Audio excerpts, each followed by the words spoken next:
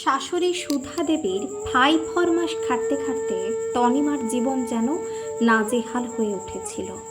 বিয়ের পর থেকেই সে লক্ষ্য করছিল সুধা দেবী ধীরে ধীরে সংসারের সমস্ত দায়িত্ব তার কাঁধে চাপিয়ে দিতে চাইছেন। কোনো কাজই তিনি করতে চান না। কিছু বলতে গেলে একটাই কথা, কোমরের ব্যথাটা আজ খুব বেড়েছে জানো বৌমা। সকালে স্বামী সুমনের অফিসের প্রস্তুতি, সবার জল খাবার, শ্বশুরমশাইকে সময় মতো খাবার ও ওষুধ দেওয়া, দুপুরের রান্না, সব কিছু একা হাতে সামলাতে হতো তনিমাকে। বিয়ের প্রথম 1 মাস সব কিছু বেশ ভালোই চলছিল, কিন্তু তারপর থেকেই শাশুড়ির এই বদলানোর আচরণ চোখে পড়তে শুরু করে তার। মজার বিষয় হলো, সুমন অফিস থেকে বাড়ি ফিরলেই সুধা দেবী এমন ভাব করতেন যেন গোটা সংসার তিনি একাই সামলাচ্ছেন। একদিন সকালে তনিমা রান্নাঘরে দাঁড়িয়ে সুমনের অফিসের টিফিন তৈরি করছিল। ঠিক তখনই সুধা দেবীর ডাক শোনা গেল, বৌমা, আমাকে 1 কাপ চা করে দাও তো, মাথাটা আজ ভীষণ ধরেছে। তনিমা বিরক্ত হলো, কারণ এর আগেই তিনি 2 কাপ চা খেয়ে ফেলেছেন। এই চায়ের ফরমাস সারাদিন ধরেই চলতে থাকে। হঠাৎ ঘর থেকে শ্বশুরমশাই অতীশবাবুর গলা শোনা গেল, চাটা তুমি নিজেও তো বানিয়ে নিতে পারো, মেয়েটা সারাদিন খেটে চলে, তোমাকে তো দেখি কুটোটিও নাড়ো না। কথাটা শুনে সুধা দেবী রেগে গিয়ে বললেন, ঘরে বৌমা এনেছি কি করতে, এতদিন সংসারের জন্য খেটেছি, এবার সমস্ত দায়িত্ব ওকেই নিতে হবে। অতীশবাবু দীর্ঘশ্বাস ফেলে বললেন, মেয়েটার তো বিয়ে হয়েছে মাত্র 3 মাস। তোমার বিয়ের পর তো আমার মা তোমার ঘাড়ে 3 মাসের মধ্যেই সংসারের সব কাজ চাপিয়ে দেননি। ঠিক তখনই তনিমা চায়ের কাপটা এনে সুধা দেবীর হাতে দিল। তিনি কাপটা নিয়ে স্বামীর মুখের দিকে বিরক্ত চোখে তাকিয়ে মুখ ঘুরিয়ে নিলেন। অসহায় অতীশবাবু আর কী বা বলবেন। অসুস্থতার কারণে তিনি ঠিকমতো হাঁটাচলাও করতে পারেন না।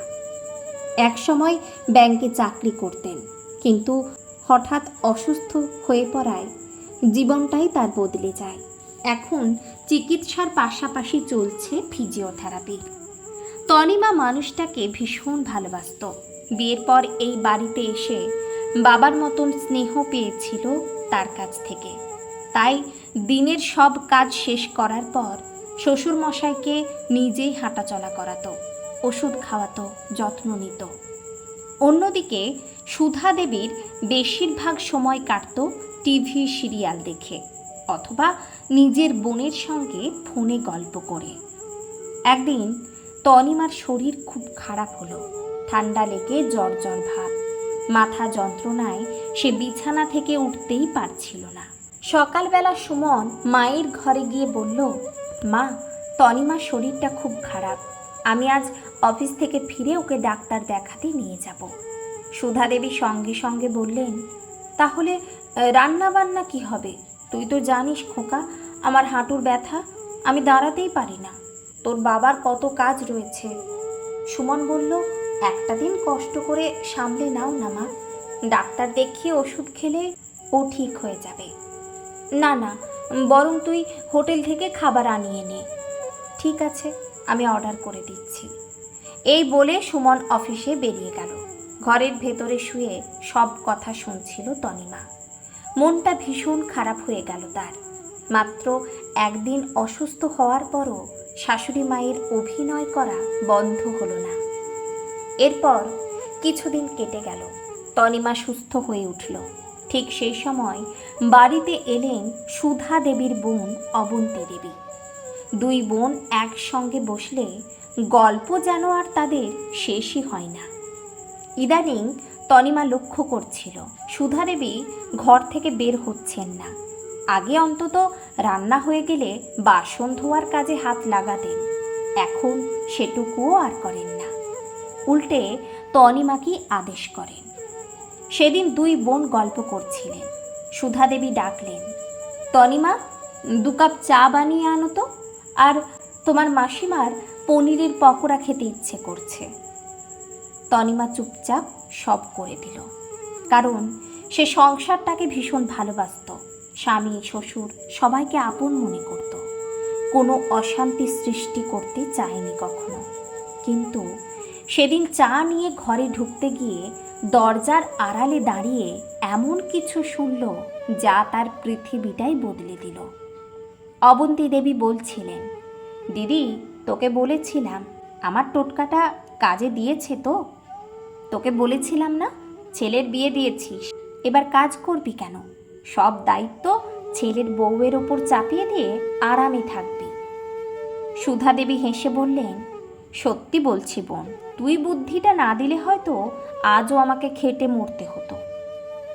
অবন্তী দেবী আবার বললেন, আমি তো ঠিক এইভাবেই করেছি। আমার বৌমাও এখন সব কাজ শিখে গেছে। গ্রামের মেয়ে বিয়ে দিয়ে ঘরে আনলে অনেক সুবিধা। ওরা একটু বোকা হয়, সহজে কিছু বুঝতে পারে না।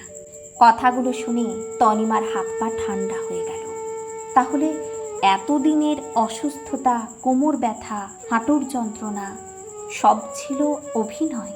কিভাবে বদলে যাবে এই সংসারের সমীকরণ জানতে হলে পরবর্তী পর্ব শুনতে হবে।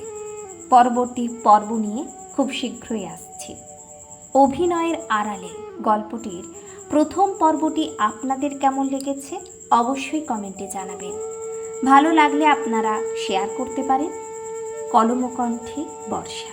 ধন্যবাদ।